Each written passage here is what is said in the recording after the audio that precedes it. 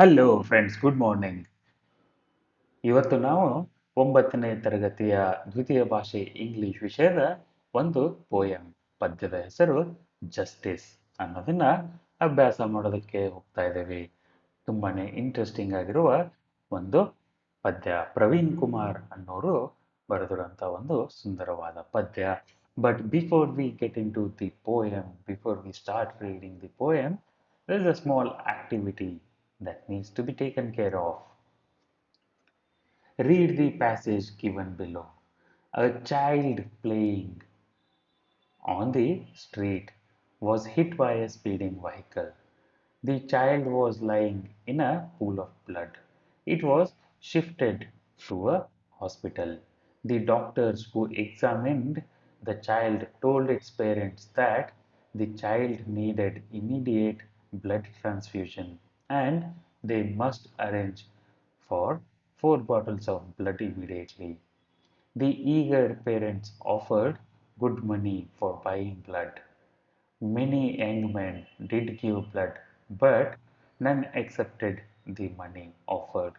They bluntly told the parents that blood could not be bought with money and that it should be donated by one person to another ಅನ್ನೋ ಒಂದು passage ಕೊಟ್ಟಿದ್ದಾರೆ. ಈ ಪ್ಯಾಸೇಜ್ನಲ್ಲಿ ಏನು ಹೇಳ್ತಾ ಇದ್ದಾರೆ ಅಂದರೆ, ಒಂದು ಚಿಕ್ಕ ಮಗು ಆಟ ಆಡಬೇಕಾದ್ರೆ ಒಂದು ಗಾಡಿ ಬಂದು ಡಿಕ್ಕಿ ಹೊಡೆಯುತ್ತೆ.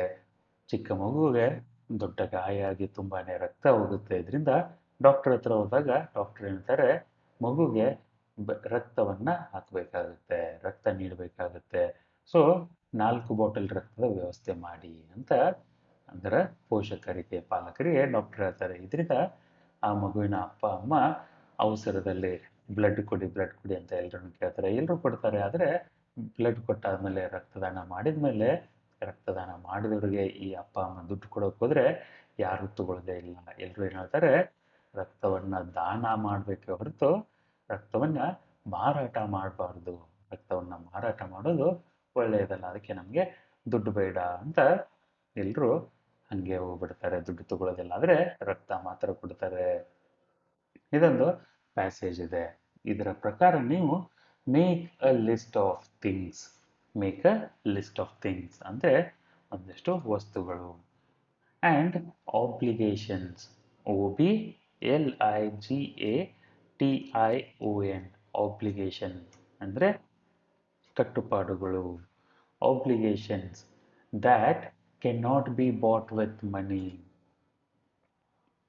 ಒಂದಿಷ್ಟು ವಸ್ತುಗಳು ಮತ್ತು ಹಂಗುಗಳು, ಕಟ್ಟುಪಾಡುಗಳು, ದುಡ್ಡಿನಿಂದ ಖರೀದಿ ಮಾಡೋಕ್ಕಾಗದಿರೋಂಥ ಒಂದಿಷ್ಟು ವಸ್ತುಗಳ ಲಿಸ್ಟ್ನ ಮಾಡಿ ಅಂತ ಹೇಳ್ತಾ ಇದ್ದಾರೆ. ಯಾವ್ಯಾವ ಇರ್ಬೋದು? ಪ್ರೀತಿ, ಪ್ರೇಮ, ಬಾಂಧವ್ಯ, ಒಳ್ಳೆಯ ಗುಣ, ಮೌಲ್ಯಗಳು, ಆಶೀರ್ವಾದಗಳು, ದೇವರ ಕೃಪೆ, ಇವುಗಳನ್ನೆಲ್ಲ ದುಡ್ಡು ಕೊಟ್ಟು ಪಡೆದುಕೊಳ್ಳೋಕೆ ಸಾಧ್ಯ ಇಲ್ಲ, ಖರೀದಿ ಮಾಡೋಕ್ಕೆ ಸಾಧ್ಯ ಇಲ್ಲ. ಈ ಥರ ನೀವು ಇಂಗ್ಲೀಷ್ನಲ್ಲಿ ಹೇಳಿದರೆ love, blessings, friendship, values, care, bondings, courage. These are the things that you cannot buy. These cannot be bought with money. ದುಡ್ಡು ಕೊಟ್ಟು ಇವುಗಳನ್ನು ನೀವು ಖರೀದಿ ಮಾಡೋಕ್ಕೆ ಸಾಧ್ಯ ಇಲ್ಲ. ಇದೇ ಥರ ಒಂದಿಷ್ಟು ಕನ್ನಡದಲ್ಲಿ ಲಿಸ್ಟ್ ಮಾಡಿಬೇಕಂದ್ರೆ ಕನ್ನಡದಿಂದ ಇಂಗ್ಲೀಷ್ನ ಅರ್ಥ ಹುಡ್ಕೊಂಡು ಒಂದು 15 ವಸ್ತುಗಳು ಅಥವಾ ಒಂದಿಷ್ಟು ಬಾಂಧವ್ಯಗಳು ಅನ್ಬೋದು, ಸಲಕರಣೆಗಳು ಅನ್ಬೋದು, ಅವುಗಳನ್ನು ದುಡ್ಡು ಕೊಟ್ಟು ಖರೀದಿ ಮಾಡದೇ ಇರುವಂಥ 15 ಈ ಥರದ ವಸ್ತುಗಳನ್ನು ಬರೀರಿ, ಲಿಸ್ಟ್ ಮಾಡಿ. ಯಾವ್ಯಾವ ಇರ್ಬೋದು? ಇಂಗ್ಲೀಷ್ನಲ್ಲಿ ಡೈರೆಕ್ಟಾಗಿ ಹೆಸರು ಗೊತ್ತಾಗಿಲ್ಲ ಅಂದರೆ ಕನ್ನಡದಲ್ಲೇ ಇವುಗಳ ಲಿಸ್ಟ್ ಮಾಡಿ ಅದನ್ನು ಇಂಗ್ಲೀಷ್ಗೆ ಟ್ರಾನ್ಸ್ಲೇಟ್ ಮಾಡೋದಕ್ಕೆ ಪ್ರಯತ್ನ ಮಾಡಿ. ಡಿಸ್ಕ್ರಿಪ್ಷನ್ನಲ್ಲಿ ನಿಮಗೆ ನಾನು ಕೊಟ್ಟಿರೋ ಒಂದು ಲಿಸ್ಟು ಇವಾಗ ಸಿಗಲ್ಲ, ಕೊನೆಗೆ ಸಿಗುತ್ತೆ. ಅದನ್ನು ನಾನು ಲೇಟಾಗಿ ಅಪ್ಲೋಡ್ ಮಾಡ್ತೇನೆ. ನೀವು ಈ ಪಾಠವನ್ನು ಮುಗಿಸಿ ಆಮೇಲೆ ನೋಡ್ಕೊಳ್ಳಿ, ಸರಿನಾ? ಈಗ ಪದ್ಯಕ್ಕೆ ಒಂದು ಪರಿಚಯ, introduction. Human life is based on certain values. ಮನುಷ್ಯ ಜೀವನ ಒಂದು ಮೌಲ್ಯಗಳ ಮೇಲೆ ಆಧಾರಿತ ಆಗಿದೆ. Values still govern our lives. ಮೌಲ್ಯಗಳು ನಮ್ಮ ಜೀವನವನ್ನ ಗವರ್ನ್ ಮಾಡ್ತವೆ, ಆಳ್ತವೆ. ಮೌಲ್ಯಗಳ ಆಳ್ವಿಕೆಯಲ್ಲಿ ನಾವಿರ್ತೀವಿ. GOVERN, ಗವರ್ನ್ ಅಂದ್ರೆ ಆಡಳಿತ. Justice is one such value that ensures an exploitation-free life. Govern ಅಂದ್ರೆ ಆಡಳಿತ. ವ್ಯಾಲ್ಯೂಸ್ ಅಂದ್ರೆ ಮೌಲ್ಯಗಳು.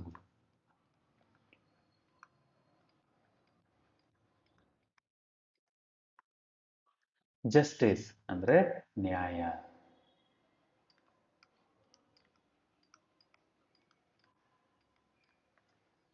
Is one such value that ensures an exploitation-free life.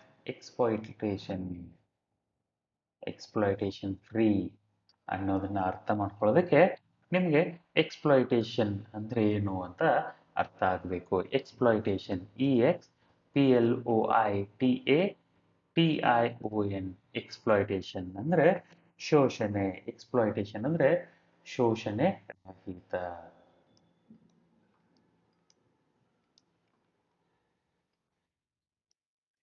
ಶೋಷಣೆ ರಹಿತ ಜೀವನ ನಡೆಸಲು ಜಸ್ಟಿಸ್, ನ್ಯಾಯ ಒಂದು ಮೌಲ್ಯ. But unfortunately, ದುರದೃಷ್ಟವಶಾತ್, in present day, justice has become a commodity for sale for some people. ದುರದೃಷ್ಟವಶಾತ್, ಈ ದಿನಗಳಲ್ಲಿ, ಈಗಿನ ಕಾಲದಲ್ಲಿ ನ್ಯಾಯವು ಕೂಡ ಒಂದು ದುಡ್ಡನ್ನ ಕೊಟ್ಟು ಖರೀದಿ ಮಾಡುವಂತಹ ಒಂದು ವಸ್ತುವಾಗಿ ಹೋಗಿದೆ. ಕಮೋಡಿಟಿ. COMMODITY, ಕಮೋಡಿಟಿ ಅಂದರೆ ಸರಕು. ದುಡ್ಡನ್ನು ಕೊಟ್ಟು ಪಡೆಯುವ ವಸ್ತುಗಳು. ಕಮೋಡಿಟಿ ಅಂದರೆ ನೀವು ತಗೊಳ್ಳುವಂಥ ಗ್ರೋಸರೀಸ್ ಇರ್ಬೋದು, ಮನೆ ಅಡುಗೆಗಂತ ತಗೊಳ್ಳೋ ಅಡುಗೆ ಸಾಮಾನುಗಳು, ಕಾಳು ಕಡಿಗಳು, ಅವೆಲ್ಲ ಕಮೋಡಿಟಿ ಅಂತ ಹೇಳ್ತಾರೆ. ಕಮೋಡಿಟಿ ಅಂದರೆ ಸರಕು. ಈಗಿನ ಕಾಲದಲ್ಲಿ ನ್ಯಾಯವು ಕೂಡ ಈ ಥರದ ಒಂದು ಸರಕಾಗಿ ಹೋಗಿದೆ.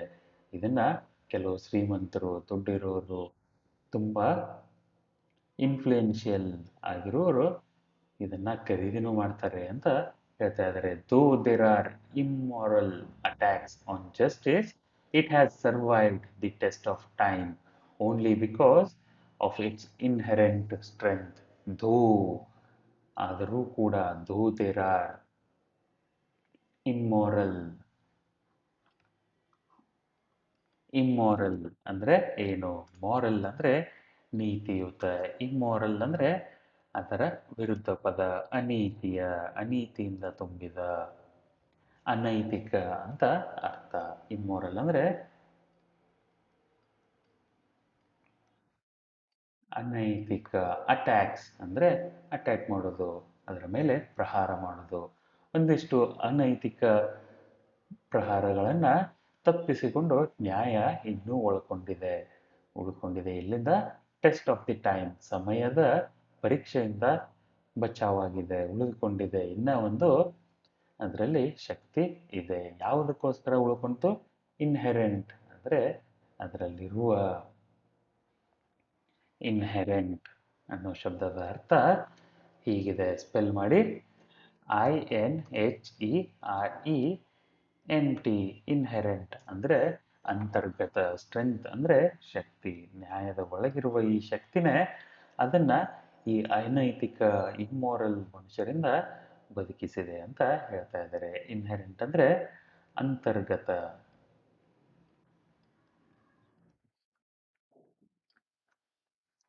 Listen to the poem recited by the teacher.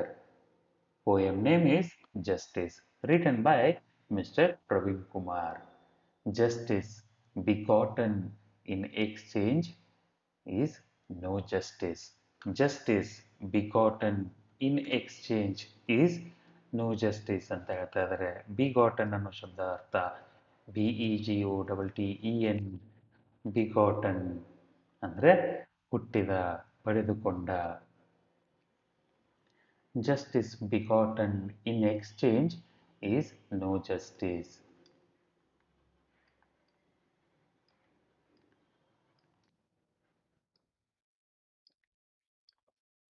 In exchange. Exchange ಅಂದರೆ ಅದಲಿ ಬದಲಿ. ನಾನು ನಿನಗೆ ದುಡ್ಡನ್ನು ಕೊಡ್ತೀನಿ, ನೀನು ನನಗೆ ನ್ಯಾಯ ಕೊಡು. ನಾನು ನಿನಗೆ 1 kg ಚಿನ್ನ ಕೊಡ್ತೀನಿ, ಬಂಗಾರ ಕೊಡ್ತೀನಿ, ನನಗೆ ನ್ಯಾಯ ಕೊಡು. ಅಂದರೆ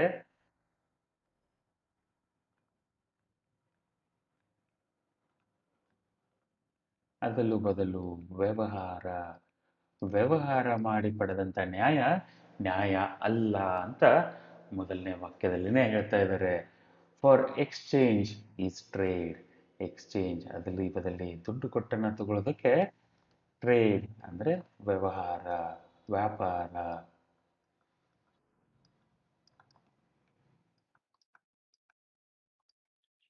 ದುಡ್ಡನ್ನು ಕೊಟ್ಟು ಇಲ್ಲ, ಬೇರೆ ಯಾವುದೋ ಒಂದು ವಸ್ತುವನ್ನು ಕೊಟ್ಟು ಒಂದನ್ನು ಪಡೆದುಕೊಳ್ಳೋದಕ್ಕೆ ವ್ಯವಹಾರ, ವ್ಯಾಪಾರ ಅಂತಾರೆ ಹೊರತು ನ್ಯಾಯ ಅನ್ನಲ್ಲ. ಅ ಡಿಸ್ಟ್ರೆಸ್ಸಿಂಗ್ ಗೇನ್ ಥ್ರೂ ಲಾಸ್. ಅ ಡಿಸ್ಟ್ರೆಸ್ಸಿಂಗ್. ಡಿಸ್ಟ್ರೆಸ್ ಅಂದರೆ ಏನು? Distress, DISTRESS. ಡಿಸ್ಟ್ರೆಸ್ ಅಂದರೆ ಯಾತನೆ. ಡಿಸ್ಟ್ರೆಸ್ಸಿಂಗ್ ಗೇನ್ ಯಾತನೆಯಿಂದ ಪಡೆದುಕೊಂಡ. Through loss.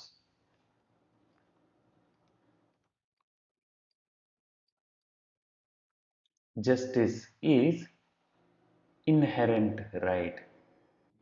ಯಾವುದೇ ಯಾತನೆಯಿಂದ ಪಡೆದುಕೊಂಡಾಗಲಿ, ಯಾವುದೇ ಒಂದು ಲಾಸ್ನಿಂದ ಪಡೆದುಕೊಂಡಾದರೂ ಈ ಒಂದು ನ್ಯಾಯ ಅನ್ನೋ ಮೌಲ್ಯ ಸರಿಯಾಗಿರುತ್ತೆ.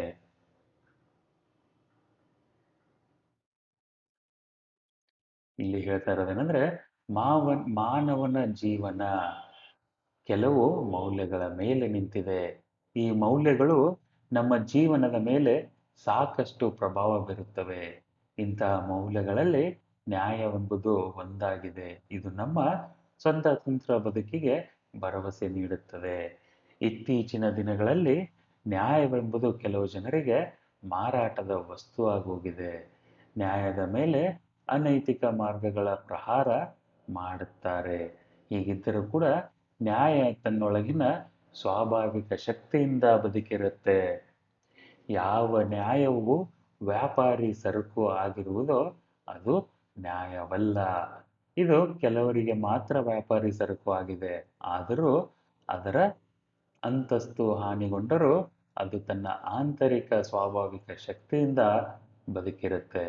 ಅದು ನಿಜವಾಗಿ ಬಂಡೆಗಲ್ಲಿನಂತೆ ತಂಪಾದ ಹಿಮದ ಗಡ್ಡೆಯಂತಿದ್ದರೂ ಕೆಲವು ಕಠಿಣ ಸಂದರ್ಭಗಳು ಅದನ್ನು ನ್ಯಾಯವೆಂಬ ಪರಿವರ್ತಿಸಲಾಗುತ್ತೆ. ನ್ಯಾಯ ದೇವತೆಯು ಭ್ರಷ್ಟಾಚಾರದ ಸರಪಳಿಗಳಿಂದ ಯಾಕೆ ಬಂಧಿಸಲ್ಪಟ್ಟಿದ್ದಾರೆ ಅಂತ ಮುಂದೆ ಹೇಳ್ತಾರೆ. Though wrapped in black packs, in dark hall of race of survival, like gold strains bound in mud till exploited, she is cool like ice and still like rock. No easy road to charm her soul, while hardship makes her no more justice. Why justice is shackled to greed and bribe. Why justice is fished out from popular mood. Lost in thick jungle of lightless night, like rat caught in the sack of death, like deer caught in the lion's lair. She never reaches self by herself. Justice with no heart for truth, justice with no dash for right cause is justice dead indeed ಅಂತ ಹೇಳ್ತಾ ಇದ್ದಾರೆ.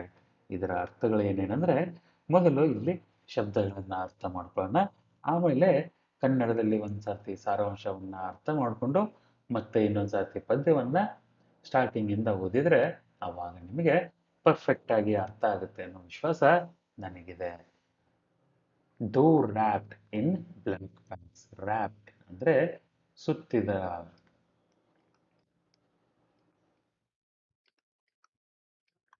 Black packs ಅಂದರೆ ಕರಿ ಚೀಲಗಳಲ್ಲಿ.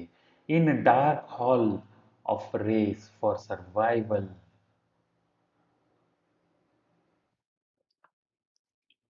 Survival ಅಂದ್ರೆ ಜೀವನ ಜೀವನವನ್ನ ಉಳಿಸಿಕೊಳ್ಳುವಂತ ಈ ಒಂದು ಸ್ಪರ್ಧೆಯಲ್ಲಿ ಎಲ್ಲಿ ನಡೀತಾ ಇರೋ ಸ್ಪರ್ಧೆ ಇದು ಇನ್ ಡಾರ್ಕ್ ಹಾಲ್ ಒಂದು ಕತ್ತಲು ಕೋಣೆಯಲ್ಲಿ ನಡೀತಾ ಇದೆ ಹೇಗೆ wrapped in black bags wrapped in black bags like gold strain bound in mud like gold strains burned in mud till exploited ಬಂಗಾರದ ಚಿನ್ನದ ತುಂಡುಗಳು ಹೇಗೆ ಮಣ್ಣಿನಲ್ಲಿರುತ್ತೋ ಇಲ್ಲಿವರೆಗೆ ಅಗೆದು ಶುದ್ಧ ಮಾಡಿ ತೆಗೆಯೋವರೆಗೂ ಗೋಲ್ಡ್ ಚಿನ್ನ ಹೇಗೆ ಮಣ್ಣಿನಲ್ಲಿ ಮುಚ್ಕೊಂಡಿರುತ್ತೋ ಹಾಗೇನೆ ನ್ಯಾಯ ಕೂಡ ಅಂತ ಹೇಳ್ತಾ ಇದ್ದಾರೆ she is cool like ice she ಅಂದ್ರೆ ಇಲ್ಲಿ ಜಸ್ಟಿಸ್ ನ್ಯಾಯ ದೇವತೆ she is cool like ice ಹಿಮದ ತರ ತಂಪಾಗಿದ್ದಾಳೆ ಅಂಡ್ ಸ್ಟಿಲ್ ಲೈಕ್ ರಾಕ್ ಕಲ್ಲು ಬಂಡೆ ತರ ನಿಂತ್ಕೊಂಡಿದ್ದಾಳೆ no easy road to charm her soul ಅವಳನ್ನ ಚಾರ್ಮ್ ಅಂದ್ರೆ ಸ್ನೇಕ್ ಚಾರ್ಮರ್ ಅಂತ ಹೇಳ್ತಾರೆ ಚಾರ್ಮರ್ ಏನ್ ಮಾಡ್ತಾರೆ ಮೋಡಿ ಮಾಡ್ತಾರೆ ಅವನ್ನ ಚಾರ್ಮ್ ಅಂದ್ರೆ ಮೋಡಿ ಮಾಡು ಆ ನ್ಯಾಯ ದೇವತೆಯ ಆತ್ಮವನ್ನ ಅವಳ ಮನಸ್ಸನ್ನ ಮೋಡಿ ಮಾಡಿ ಗೆಲ್ಲಲು ಯಾವುದೇ ಸುಲಭವಾದ ರಸ್ತೆ ಇಲ್ಲ ಸೋಲ್ ಅಂದ್ರೆ ಆತ್ಮ while hardship makes her no more justice hardship ಅಂದ್ರೆ ಕಷ್ಟಪಟ್ಟು ಪಡೆದ್ರು ಕೂಡ ಅದನ್ನ ನ್ಯಾಯ ಅನ್ನಲ್ಲ ಮೋಡಿ ಮಾಡಿ ಪಡೆದ್ರು ಕೂಡ ಅದನ್ನ ನ್ಯಾಯ ಅನ್ನೋಕೆ ಸಾಧ್ಯ ಇಲ್ಲ ಅಂತ ಹೇಳ್ತಾ ಇದ್ದಾರೆ why justice is shackled to greed and bribe why justice is shackled SHACKLED ಶಕಲ್ಡ್ ಅಂದ್ರೆ ಬೇಡಿಗಳನ್ನ ಹಾಕು ಸಂಕೋಲೆಯಿಂದ ಹಾಕು ಸರಪಳಿಯಿಂದ ಕಟ್ಟಿ ಹಾಕು ವೈ ಜಸ್ಟಿಸ್ ಈಸ್ ಶಕಲ್ಡ್ ಬಂಧಿತ ನಾವು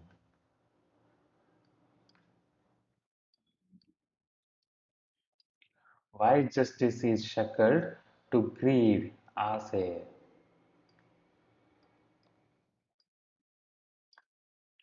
ಪ್ರೈಡ್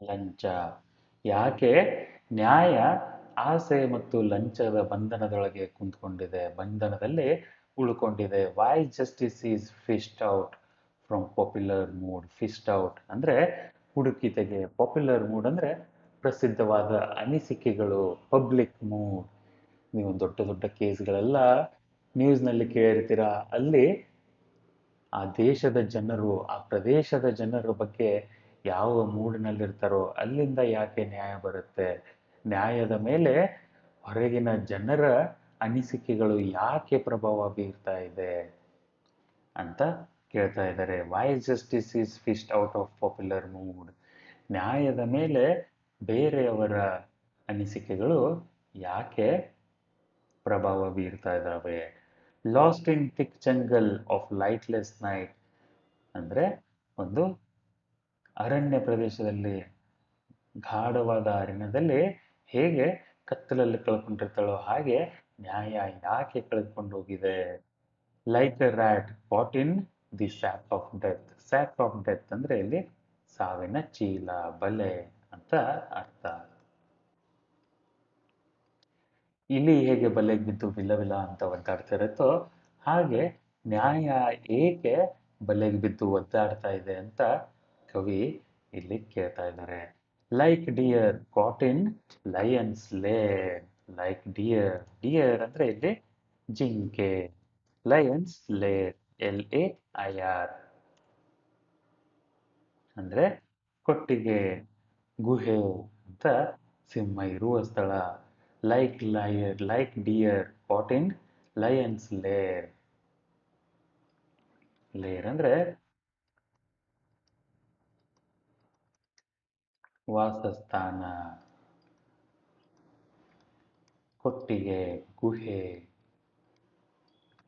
ಸಿಂಹದ ಗುಹೆಯಲ್ಲಿ ಸಿಕ್ಕಾಕೊಂಡ ಜಿಂಕೆ ತರ ಯಾಕೆ ನ್ಯಾಯ ಆಗೋಗಿದೆ. She never reaches self by Har self. ನ್ಯಾಯ ನೆವರ್ ರೀಚಸ್ ಅಂದ್ರೆ ಮುಟ್ಟೋದಕ್ಕಾಗಲ್ಲ. ಸೆಲ್ಫ್ ಬೈ ಹರ್ ಸೆಲ್ಫ್, ಅವಳನ್ನ ಅವಳಿಗೆ ಮುಟ್ಕೊಳ್ಳೋಕ್ಕಾಗಲ್ಲ. ಅಂದ್ರೆ ನ್ಯಾಯ ದೇವತೆಗೆ ನ್ಯಾಯ ಸಿಗ್ಲಾರ್ದಂತ ಪರಿಸ್ಥಿತಿ ಬಂದೋಗಿದೆ. ಕೆಟ್ಟ ಜನರ, ದುಷ್ಟ ಜನರ ಕೈಯಲ್ಲಿ ನ್ಯಾಯ ಸಿಕ್ಕಾಕೊಂಡಿದೆ. ಹೇಗೆ ಬೇಕೋ ಹಾಗೆ ನ್ಯಾಯ ದೇವತೆಯನ್ನ ಆಟ ಆಡಿಸ್ತಾ ಇದ್ದಾರೆ. She never reaches self by herself justice. ನ್ಯಾಯ ದೇವತೆ ಅವಳಿಗೆ ನ್ಯಾಯ ಒದಗಿಸ್ಕೊಳ್ಳಲು ಸಾಧ್ಯ ಆಗ್ತಾ ಇಲ್ಲ. Justice with no heart for truth. ಸತ್ಯಕ್ಕೆ ಸಂಬಂಧವಿಲ್ಲದ ನ್ಯಾಯ. Justice with no dash for right cause. ಅಂದ್ರೆ ಒಂದು ಒಳ್ಳೆಯ ಕೆಲಸಕ್ಕೆ ಸಂಬಂಧ ಪಡದೇ ಇರುವಂತ ನ್ಯಾಯ. Is justice dead in deed. ಈ ತರದ ನ್ಯಾಯಗಳು ಸತ್ತೋದ ನ್ಯಾಯಗಳು, ಇವುಗಳ ಪ್ರಯೋಜನ ಇಲ್ಲ ಅಂತ ಹೇಳ್ತಾ ಇದ್ದಾರೆ. ಯಾವ ತರದ ನ್ಯಾಯಗಳು? Justice with no heart for truth. ಸತ್ಯದಿಂದ ದೂರವಿರುವ ನ್ಯಾಯಗಳು. Justice with no dash for right cause. ಒಳ್ಳೆಯತನದಿಂದ ದೂರವಿರುವ ನ್ಯಾಯಗಳು, ಇವು ಸತ್ತು ಹೋದ ನ್ಯಾಯಗಳು. Is justice dead in deed ಅಂತ ಹೇಳ್ತಾ ಇದ್ದಾರೆ. ತುಂಬಾನೇ ಚೆನ್ನಾಗಿರುವ ಪದ್ಯ ಇದು. ಇನ್ನೊಂದು ಸರ್ತಿ ಸ್ಟಾರ್ಟಿಂಗ್ ಇಂದ ಇಂಗ್ಲಿಷ್ ಅಲ್ಲಿ ಓದೋಣ. ನೀವು ಅರ್ಥ ಮಾಡ್ಕೊಳ್ಳೋದಕ್ಕೆ ಪ್ರಯತ್ನ ಮಾಡಿ. ಅರ್ಥ ಆಗಿಲ್ಲ ಅಂದ್ರೆ ವಿಡಿಯೋನ ಒಂದು 10 ನಿಮಿಷ ರಿವೈಂಡ್ ಮಾಡಿ ಮತ್ತೆ ಇನ್ನೊಂದು ಸರ್ತಿ ನೋಡಿ, ಅರ್ಥ ಆಗತ್ತೆ. ಬೇಕಂದ್ರೆ ಇಂಗ್ಲಿಷ್ನಲ್ಲಿ ಓದೋದಕ್ಕಿಂತ ಮುಂಚೆ ಪರಿಚಯದಿಂದ ಹಿಡಿದು ಕೊನೆಯವರೆಗೂ ಒಂದ್ಸರ್ತಿ ಸಾರಾಂಶವನ್ನ ಹೇಳ್ತೀನಿ, ಕೇಳಿಸ್ಕೊಂಡು ಆಮೇಲೆ ಇಂಗ್ಲಿಷ್ನಲ್ಲಿ ಪದ್ಯವನ್ನ ಓದೋಣ. ಸಾರಾಂಶ ಹೀಗಿದೆ, ಕೇಳಿ ಗಮನ ಕೊಟ್ಟು. ಮಾನವ ಜೀವನವು ಕೆಲವು ಮೌಲ್ಯಗಳ ಮೇಲೆ ನಿಂತಿದೆ. ಈ ಮೌಲ್ಯಗಳು ನಮ್ಮ ಜೀವನದ ಮೇಲೆ ಸಾಕಷ್ಟು ಪ್ರಭಾವ ಬೀರುತ್ತವೆ. ಇಂಥ ಮೌಲ್ಯಗಳಲ್ಲಿ ನ್ಯಾಯ ಎಂಬುದು ಒಂದಾಗಿದೆ. ಇದು ನಮ್ಮ ಸ್ವತಂತ್ರ ಬದುಕಿನ ಭರವಸೆ ನೀಡುತ್ತದೆ. ಯಾವುದು? ನ್ಯಾಯ. ಇತ್ತೀಚಿನ ದಿನಗಳಲ್ಲಿ ನ್ಯಾಯವೆಂಬುದು ಕೆಲವು ಜನರಿಗೆ ಮಾರಾಟದ ವಸ್ತುವಾಗಿದೆ. ನ್ಯಾಯದ ಮೇಲೆ ಅನೈತಿಕ ಮಾರ್ಗಗಳ ಪ್ರಹಾರ ಮಾಡಲಾಗ್ತಾ ಇದೆ. ಹಾಗಿದ್ದರೂ ಕೂಡ ನ್ಯಾಯ ತನ್ನ ಒಳಗಿನ ಶಕ್ತಿಯಿಂದ ಬದುಕಿರುತ್ತೆ ಅಂತ ಇಂಟ್ರೊಡಕ್ಷನ್ ಅಲ್ಲಿ ಹೇಳ್ತಾರೆ. ಅದಾದ್ಮೇಲೆ ಮುಂದೆ ಪದ್ಯದಲ್ಲಿ ಯಾವ ನ್ಯಾಯವು ವ್ಯಾಪಾರಿ ಸರಕು ಆಗಿರುವುದು ಅದು ನ್ಯಾಯವಲ್ಲ. ಇದು ಕೆಲವರಿಗೆ ಮಾತ್ರ ವ್ಯಾಪಾರಿ ಸರಕು ಆಗೋಗಿದೆ. ಆದರೂ ಅದರ ಅಂತಸ್ತು ಹಾನಿಗೊಂಡರೂ ಕೂಡ ನ್ಯಾಯವು ತನ್ನ ಆಂತರಿಕ ಸ್ವಾಭಾವಿಕವಾದಂತಹ ಶಕ್ತಿಯಿಂದ ಬದುಕಿರುತ್ತದೆ. ಇದು ನಿಜವಾಗಿ ಬಂಡೆಗಲ್ಲಿನಂತೆ, ತಂಪಾದ ಹಿಮದ ಬೆಟ್ಟಗಳಂತೆ, ಹಿಮಾಲಯ ಪರ್ವತದಂತೆ ಕೆಲವು ಕಠಿಣವಾದ ಸಂದರ್ಭಗಳನ್ನ ನೋಡುತ್ತೆ. ಅದನ್ನ ಅನ್ಯಾಯವೆಂದು ಪರಿವರ್ತಿಸಲಾಗತ್ತೆ. ನ್ಯಾಯ ದೇವತೆಯು ಭ್ರಷ್ಟಾಚಾರದ ಮತ್ತು ಆಸೆಯ ಸರಪಳಿಗಳಿಂದ ಯಾಕೆ ಬಂಧಿಸಲ್ಪಟ್ಟಿದ್ದಾಳೆ? ನೀರಿನಿಂದ ಹೊರಬಂದ ಮೀನಿನಂತೆ ಯಾಕೆ ಚಡಿಪಡಿಸ್ತಾ ಇದ್ದಾಳೆ? ಬಲೆಗೆ ಸಿಕ್ಕ ಇಲಿಯಂತೆ ಯಾಕೆ ಒದ್ದಾಡ್ತಾ ಇದ್ದಾಳೆ? ಬೆಳಕು ಇಲ್ಲದ ಕತ್ತಲೆಯ ಕೊಟ್ಟಿಗೆಯಲ್ಲಿ ಚೀಲದಲ್ಲಿ ಹಿಡಿದಿಟ್ಟ ಇಲಿಯ ಹಾಗೆ, ಗುಹೆಯಲ್ಲಿ ಸಿಂಹವು ಹಿಡಿದಿಟ್ಕೊಂಡ ಜಿಂಕೆಯ ಹಾಗೆ ನ್ಯಾಯ ಯಾಕೆ ಕೆಲವೊಂದಿಷ್ಟು ಶಕ್ತಿಯುತ ಮನುಷ್ಯರ ಸತ್ವ ಸ್ವಾಧೀನ ಆಗಿ ಹೋಗಿದೆ? ನ್ಯಾಯ ಯಾಕೆ ಇಷ್ಟೊಂದು ಅಸಮರ್ಥವಾಗಿದೆ?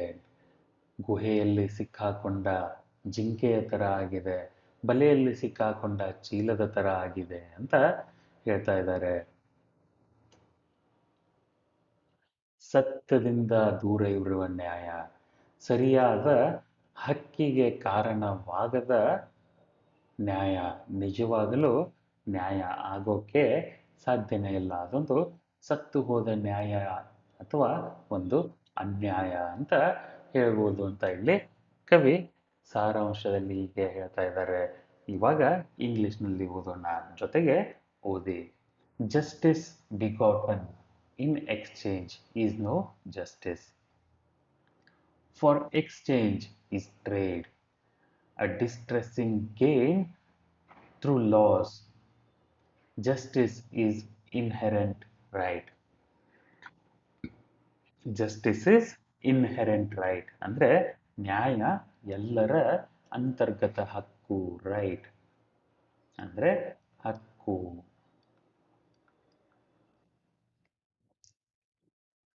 Though wrapped in black packs, in dark hall of race for survival, like gold strains bound in mud till exploited.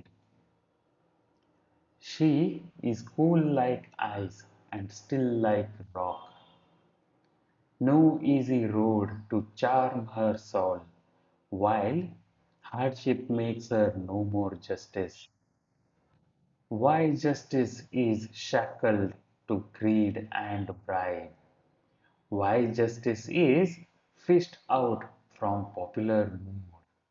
Lost in thick jungle of lightless night, like rat caught in the sack of death. Like deer caught in lion's lair, she never reaches self by herself. Justice with no heart for truth, justice with no dash for right cause. Is justice dead indeed ಅಂತ ಹೇಳ್ತಾ ಇದ್ದಾರೆ. ಪದ್ಯ ಅರ್ಥ ಆಯಿತು ಅಂತ ಅನ್ಕೊತಾ ಇದ್ದೀನಿ. ಅರ್ಥ ಆಗಿಲ್ಲ ಅಂದರೆ ದಯವಿಟ್ಟು ಇನ್ನೊಂದು 5 ನಿಮಿಷ ರಿವೈಂಡ್ ಮಾಡಿ ಸಾರಾಂಶವನ್ನು ಕೇಳಿ, ಇಲ್ಲಾಂದರೆ ಸ್ಟಾರ್ಟಿಂಗಿಂದ ನೋಡೋದಕ್ಕೆ ಪ್ರಯತ್ನ ಮಾಡಿ.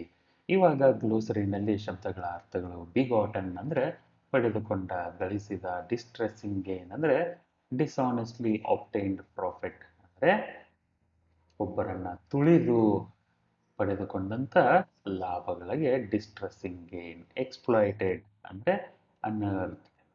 ಚಾರ್ಮ್ ಅಂದರೆ ಮೋಡಿ. ಶಾಕಲ್ಡ್ ಅಂದರೆ ಬೇಡಿಗಳಲ್ಲಿ ಬಂಧಿಸು, ಸರಪಳಿಯಲ್ಲಿ ಬಂಧಿಸು. ಫಿಶ್ಡ್ ಔಟ್ ಅಂದರೆ ಹೊರಗೆ ತೆಗೆದಂಗೆ. Sack a large bag. Lair ಅಂದರೆ ರೆಸ್ಟಿಂಗ್ ಪ್ಲೇಸ್, ಗುಹೆ. ಡ್ಯಾಶ್ ಅಂದರೆ ಒಂದು ಹಿಂಟ್ ಅಂತ ಅರ್ಥ. Understand the poem. What is the poet trying to tell us? Read the following and find out the ideas of the poet. Work in groups. ಕೆಳಗಡೆ ಒಂದಿಷ್ಟು ಪ್ರಶ್ನೆಗಳಿದ್ದಾವೆ. ಪ್ರಶ್ನೆಗಳನ್ನು ನೀವು ಗುಂಪಿನಲ್ಲಿ ಕೆಲಸ ಮಾಡಿ ಉತ್ತರ ಮಾಡೋದಕ್ಕೆ ಪ್ರಯತ್ನ ಮಾಡಿ. ಇಲ್ಲ ಅಂದರೆ ಸ್ವತಃವಾಗಿ ಉತ್ತರಗಳನ್ನು ಬರೆಯೋದಕ್ಕೆ ಪ್ರಯತ್ನ ಮಾಡಿ. ಮೊದಲನೇ ಪ್ರಶ್ನೆ, when is justice reduced to trade? ನ್ಯಾಯ ಒಂದು ವ್ಯಾಪಾರ ಯಾವಾಗ ಆಗಿ ಹೋಗುತ್ತೆ? ಉತ್ತರ ಗಮನ ಕೊಟ್ಟು ಕೇಳಿ. Justice is reduce to trade when some people exploit it for her gain or for his gain. Justice has become a commodity for sale these days. In many of the cases, when you exchange justice for something else, the justice is reduced to trade ಅಂತ ಉತ್ತರ ಬರೀತೀರಾ. ಎರಡನೇ ಪ್ರಶ್ನೆ, what is the poet's concern about justice expressed in the line a distressing gain through loss? ಗಮನ ಕೊಟ್ಟು ಕೇಳಿ ಉತ್ತರ. Though some people gain justice by bringing and after having a great loss, so it has survived the test of time only because of its inherent strength.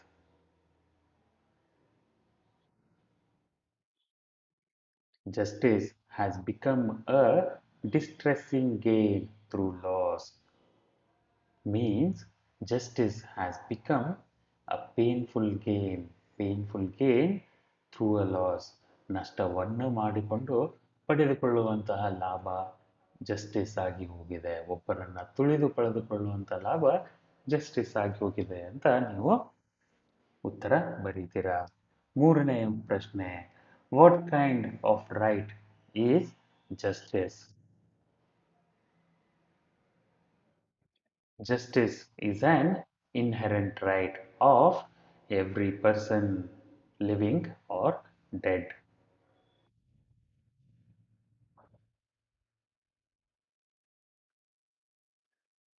What kind of justice is dead? According to the poet,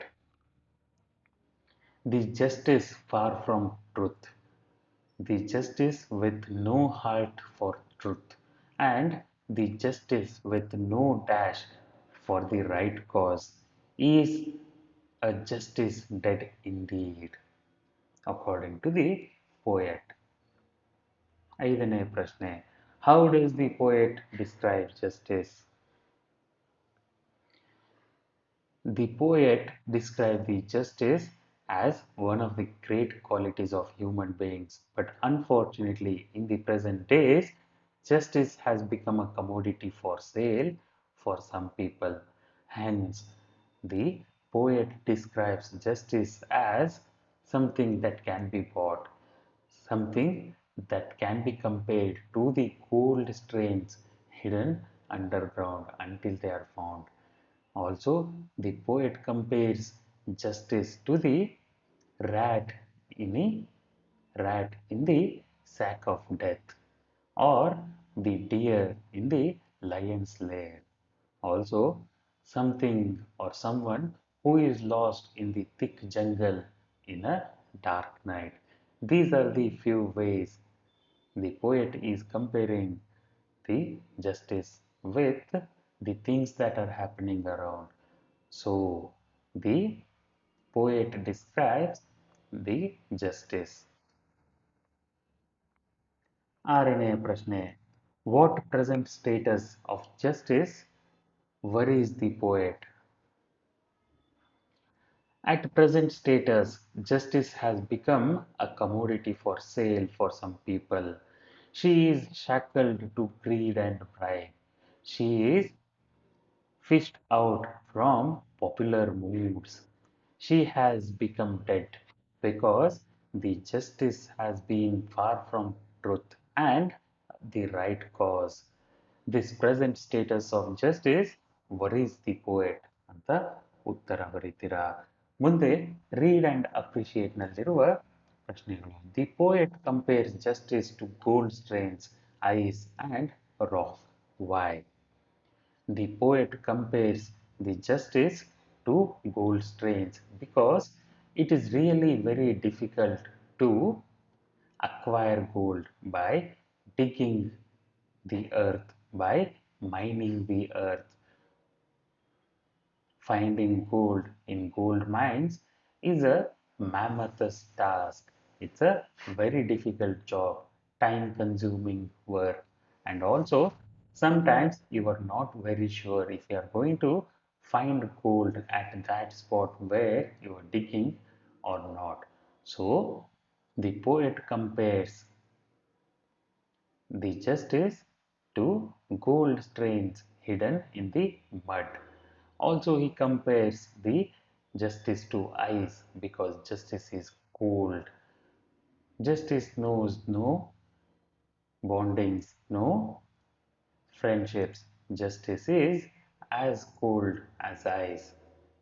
And justice is also compared to rock because rock is something that does not move or shake when the winds pass. Rock stands still irrespective of the calamities that are happening around it. So the justice is compared to rock to indicate that the justice is as strong, as still as rock. But sometimes some people cause harm to the rock by hurting it. But that does not mean that the rock is dead. So here the poet is comparing justice to rock because the justice is strong, and even if some people try to harm it, the entirety of the justice system and justice itself remain unharmed and untouched ಅಂತ ಉತ್ತರ ಬರೀತೀರಾ. ಎರಡನೆಯ ಪ್ರಶ್ನೆ.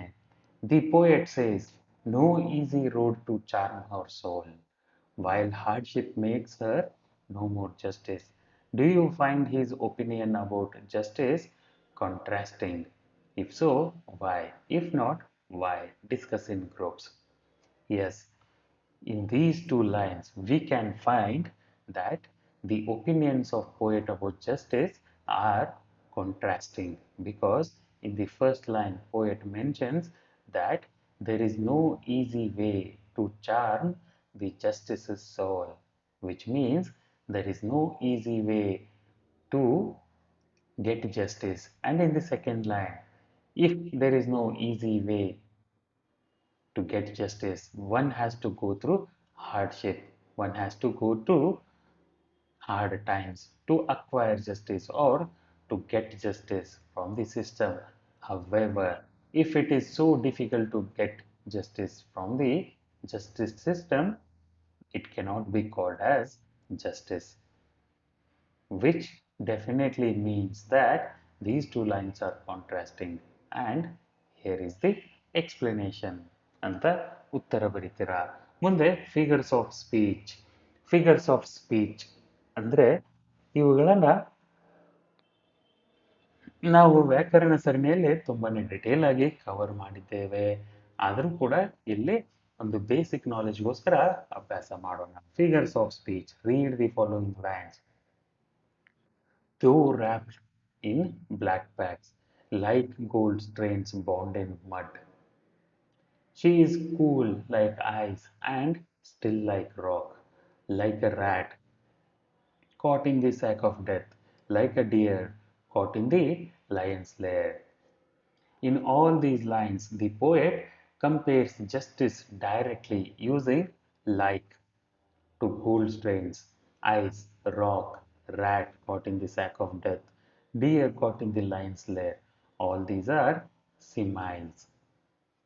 A simile is a figure of speech in which two different objects having at least one thing in common are compared directly using like, so, or as. So simile ಅಂತ ಅಂದರೆ ಇಲ್ಲಿ ಎರಡು ಸಿಮೈಲ್ ಅನ್ನೋ ಶಬ್ದ ಸಿಮಿಲರ್ಲಿ ಅನ್ನೋದ್ರಿಂದ ಬಂದಿರೋ. ಸಿಮಿಲರ್ ಅಂದರೆ ಹೊಂದಿಕೆ ಇರುವ, ಹೋಲಿಕೆ ಇರುವ ಅಂತ ಅರ್ಥ. ಸಿಮೈಲ್ ಅನ್ನೋ ವಾಕ್ಯಗಳು ಫಿಗರ್ ಆಫ್ ಸ್ಪೀಚ್ನಲ್ಲಿ ಸಿಮೈಲ್ ಅಂದರೆ ಎರಡು ವಾಕ್ಯಗಳನ್ನು, ಎರಡು ವಸ್ತುಗಳನ್ನು ಡೈರೆಕ್ಟಾಗಿ ಒಂದಕ್ಕೊಂದು ಕಂಪೇರ್ ಮಾಡಲಾಗುತ್ತೆ. ಆದರೆ ಈ ಎರಡು ಆಬ್ಜೆಕ್ಟ್ಗಳ ಮಧ್ಯೆ ಒಂದು ಸಿಮಿಲಾರಿಟಿ ಇರುತ್ತೆ, ಮಿನಿಮಮ್ ಒಂದು ಸಿಮಿಲಾರಿಟಿ ಇರುತ್ತೆ. Like, so, as cold as ice. She was as cold as ice. ಅಂದರೆ ಇಲ್ಲಿ ಒಬ್ಬಳ ಮನುಷ್ಯಳನ್ನ ಹಿಮಕ್ಕೆ ಹೋಲಿಸಲಾಗ್ತಾ ಇದೆ. He was as strong as the Thor. ಹೀಗೆ ಆಸ್, ಸೋ, ಲೈಕ್ ಅನ್ನೋ ಶಬ್ದಗಳನ್ನು ಉಪಯೋಗಿಸಿ ಎರಡು ಕಂಪ್ಯಾರಿಸನ್ ಇಲ್ಲದೆ ಇರುವ ಆದರೂ ಕೂಡ ಮಿನಿಮಮ್ ಒಂದು ಹೋಲಿಕೆ ಇರುವಂತಹ ವಾಕ್ಯಗಳನ್ನು, ವಸ್ತುಗಳನ್ನು, ಮನುಷ್ಯರನ್ನ, ಪ್ರಾಣಿಗಳನ್ನ ಹೋಲಿಕೆ ಮಾಡಲಾಗತ್ತೆ. ಇದನ್ನ ಸಿಮೈಲ್ ಅಂತ ಹೇಳ್ತಾರೆ. Study the following line. She never reaches self by Har self is a personification. ಅಂದರೆ ಇಲ್ಲಿ ನ್ಯಾಯಕ್ಕೆ ಮನುಷ್ಯನ ರೂಪವನ್ನ ಕೊಡಲಾಗ್ತಾ ಇದೆ. ನ್ಯಾಯಕ್ಕೆ ನ್ಯಾಯ ಕೊಡಲು ಸಾಧ್ಯ ಆಗ್ತಾ ಇಲ್ಲ ಅಂತ ಹೇಳ್ತಾ ಇದ್ದಾರೆ. Personification is a figure of speech in which a non-living thing or an abstract notion is attributed to the qualities of living being. ಅಂದರೆ ಇಲ್ಲಿ ಮನುಷ್ಯರನ್ನ ಒಂದು ಜೀವವಿಲ್ಲದ ವಸ್ತುವಿಗೆ ಹೋಲಿಸಲಾಗುತ್ತೆ. ಶಿ ಅಂದರೆ ಇಲ್ಲಿ ಜಸ್ಟಿಸ್ ಅನ್ನ ಶಿ ಅಂತ ಕರೀತಾ ಇದ್ದಾರೆ. ನ್ಯಾಯವನ್ನ ನ್ಯಾಯ ದೇವತೆ ಅಂತ ಮನುಷ್ಯರ ಥರ ಅದನ್ನ ಹೇಳ್ತಾ ಇರೋದಕ್ಕೆ ಪರ್ಸೋನಿಫಿಕೇಶನ್ ಅಂತ ಹೇಳ್ತಾರೆ. ಪರ್ಸೋನಿಫಿಕೇಶನ್ ಅಂತ ಅಂದರೆ ನೀವು ಒಬ್ಬೊಬ್ಬರು ಕಾರುಗಳ ಬಗ್ಗೆ ಮಾತಾಡುವಾಗ ಶಿ ಈಸ್ ರೆಡ್ ಅಂತ ಹೇಳ್ತಾರೆ. ಅಂದರೆ ಕಾರನ್ನ ಅವಳು ಕೆಂಪು ಬಣ್ಣದ್ದಾಗಿದೆ ಅಂತ ಹೇಳ್ತಾರೆ. ಅದು ಕೂಡ ಪರ್ಸೋನಿಫಿಕೇಶನ್ ಆಗ್ಬೋದು. ಗಿಡ ಮರಗಳ ಬಗ್ಗೆ ಮಾತಾಡಬೇಕಾದ್ರೆ, ನಿಸರ್ಗದ ಬಗ್ಗೆ ಮಾತಾಡಬೇಕಾದ್ರೆ, ಜಲಪಾತದ ಬಗ್ಗೆ ಮಾತಾಡಬೇಕಾದ್ರೆ, ಈ ಥರದ ಬೇರೆ ಬೇರೆ ಸನ್ನಿವೇಶಗಳಲ್ಲಿ ಒಂದಿಷ್ಟು ಜೀವವಿಲ್ಲದ ವಸ್ತುಗಳನ್ನು ಮನುಷ್ಯರಿಗೆ ಹೋಲಿಕೆ ಮಾಡಲಾಗತ್ತೆ. ಅದನ್ನ ಪರ್ಸೋನಿಫಿಕೇಶನ್ ಅಂತ ಹೇಳ್ತಾರೆ. When when human nature or human behaviors are compared to a non-living object, those sentences are called personification ಅಂತ ಅರ್ಥ. ಓಕೆ, ಪ್ರವೀಣ್ ಕುಮಾರ್ ಅವರ ಬಗ್ಗೆ ಒಂದಿಷ್ಟು ಮಾಹಿತಿ. Know about the poet. Praveen Kumar, a bilingual poet born in Mangaluru. Bilingual ಅಂದರೆ ಎರಡು ಭಾಷೆಗಳಲ್ಲಿ ಅವರು ಪದ್ಯಗಳನ್ನು ಬರೀತಾರೆ. born in Mangalore, June 29 of 1949 to Sri R.D. Suvarna and Srimati B. Sarojini, has more than 3 decades of government service as a senior police officer. ಇವರು ಒಬ್ಬ senior police officer ಆಗಿ ಕೆಲಸ ಮಾಡಿದ್ದಾರೆ. A poet of 23 published collections and an author of 5 volumes on matters of governance and administration. He is familiar face in Indian intellectual circuits. He presently lives in Bangalore with his family.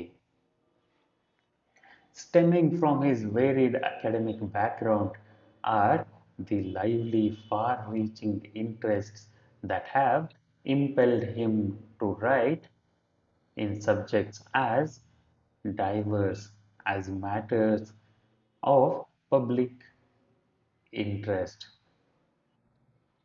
and poetry, striking a perfect balance between a pursuance of vocation and avocation.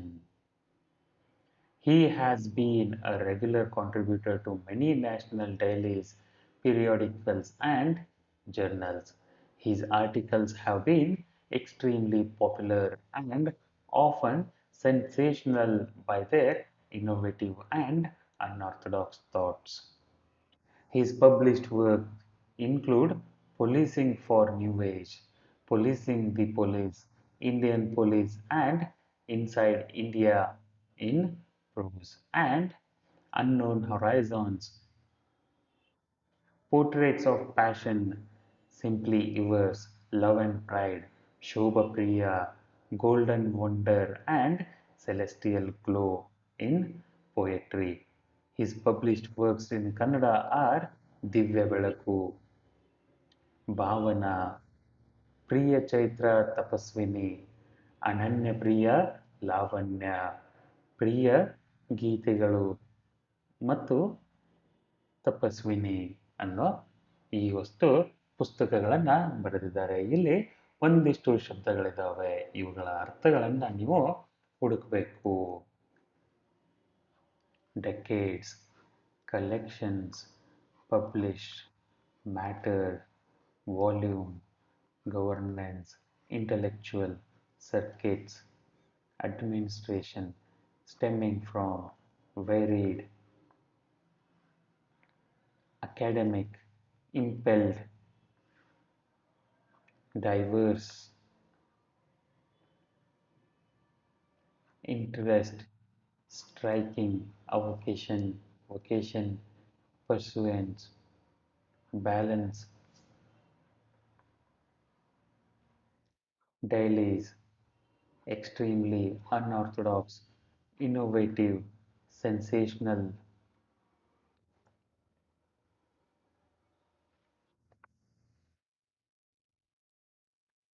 ಈ ಇಷ್ಟು ಶಬ್ದಗಳ ಅರ್ಥಗಳನ್ನು ನೀವು ಹುಡುಕೋದಕ್ಕೆ ಪ್ರಯತ್ನ ಮಾಡಿ. Celestial ಅಂತ ಇದೆ, wonder, ಹೊರೈಸನ್ಸ್. ಈ ಶಬ್ದಗಳ ಅರ್ಥಗಳನ್ನ ಹುಡುಕೋದಕ್ಕೆ ಪ್ರಯತ್ನ ಮಾಡಿ. ಸಾಧ್ಯ ಆದರೆ ನಾನು ಡಿಸ್ಕ್ರಿಪ್ಷನಲ್ಲಿ ಈ ಶಬ್ದಗಳ ಅರ್ಥಗಳನ್ನು ಕೊಟ್ಟಿರ್ತೇನೆ, ಅಲ್ಲಿಂದ ಕೊನೆಗೆ ನೋಡ್ಕೊಳ್ಳಿ. ಆದರೆ ದಯವಿಟ್ಟು ನೀವು ಡಿಕ್ಷನರಿಯಲ್ಲಿ ಶಬ್ದಗಳನ್ನು ಹುಡುಕೋದನ್ನು ಮಾತ್ರ ಮರಿಬೇಡಿ. ಆಲಸ್ಯತನ ಮಾಡಿದರೆ ಇಂಗ್ಲೀಷ್ ಕಲಿಯೋದು ತುಂಬ ಕಷ್ಟ. ಶಬ್ದಗಳನ್ನು ಡಿಕ್ಷನರಿಯಿಂದ ಹುಡುಕಿ ಅರ್ಥ ಮಾಡಿಕೊಂಡ್ರೆ ನಿಮಗೆ ತುಂಬ ದಿನ ಆ ಶಬ್ದದ ಅರ್ಥ ನೆನಪಿರುತ್ತೆ. ನಾನು ಹೇಳೋದನ್ನು, ಯಾರೋ ಟೀಚರ್ ಹೇಳೋದನ್ನು, ಮನೇಲಿ ಹೇಳೋದನ್ನು ಕೇಳಿಕೊಂಡು ಅಭ್ಯಾಸ ಮಾಡಿದರೆ ಶಬ್ದದ ಅರ್ಥಗಳು ನೆನಪಿರಲ್ಲ. ಶಬ್ದಗಳನ್ನು ಡಿಕ್ಷನರಿಯಿಂದ ನೀವಾಗೆ ಹುಡುಕಿ ಅದರ ಅರ್ಥವನ್ನು ಓದ್ಕೊಂಡ್ರೆ ಒಂದು ದಿನದ ಬದಲು ಒಂದು ತಿಂಗಳು ನಿಮಗೆ ಆ ಶಬ್ದದ ಅರ್ಥ ನೆನಪಿರುತ್ತೆ. ಮುಂದಿನ ವಿಡಿಯೋದಲ್ಲಿ ಮತ್ತೆ ಹೊಸ ಅಭ್ಯಾಸದೊಂದಿಗೆ ಸಿಗೋಣ. ಅಲ್ಲಿವರೆಗೂ ಟೇಕ್ ಕೇರ್.